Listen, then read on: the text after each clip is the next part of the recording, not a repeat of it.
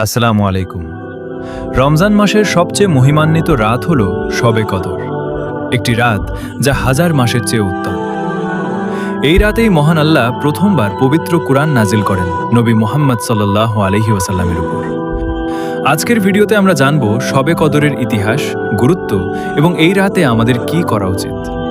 এই রাতে মহান আল্লাহ প্রথমবারের মতো পবিত্র কুরআন নাজিল করা শুরু করেন। ফেরেশতা জিবরিল আল্লাহর পক্ষ থেকে নবী মুহাম্মদ সাল্লাল্লাহু আলাইহি ওয়াসাল্লামের কাছে ওহী নিয়ে আসেন। তখন তিনি হেরা গুহাতে ইবাদত করছিলেন। সেই সময় প্রথম যে আয়াত নাজিল হয় তা হল সূরা আলাকের প্রথম 5 আয়াত, যেখানে বলা হয়, ইকরা বিসমি রাব্বিকাল্লাযী খলাক। পড়ো তোমার প্রতিপালকের নামে যিনি সৃষ্টি করেছেন। কদর শব্দের অর্থ মর্যাদা, ভাগ্য বা সম্মান।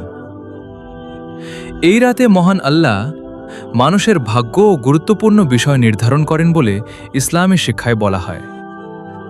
কুরআনে শবে কদর, পবিত্র কুরআনের সূরা আল কদরে এই রাত সম্পর্কে বলা হয়েছে যে, এই রাত হাজার মাসের চেয়ে উত্তম।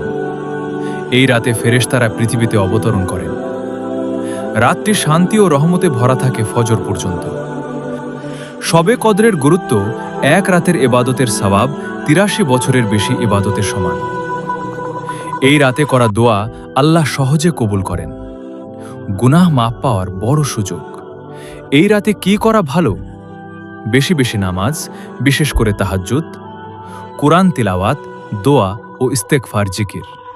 আজকের ভিডিওটি যদি আপনাদের উপকারে আসে তাহলে লাইক দিন, বন্ধুদের সাথে শেয়ার করুন এবং এমন ইসলামিক ভিডিও পেতে চ্যানেলটি সাবস্ক্রাইব করতে ভুলবেন না।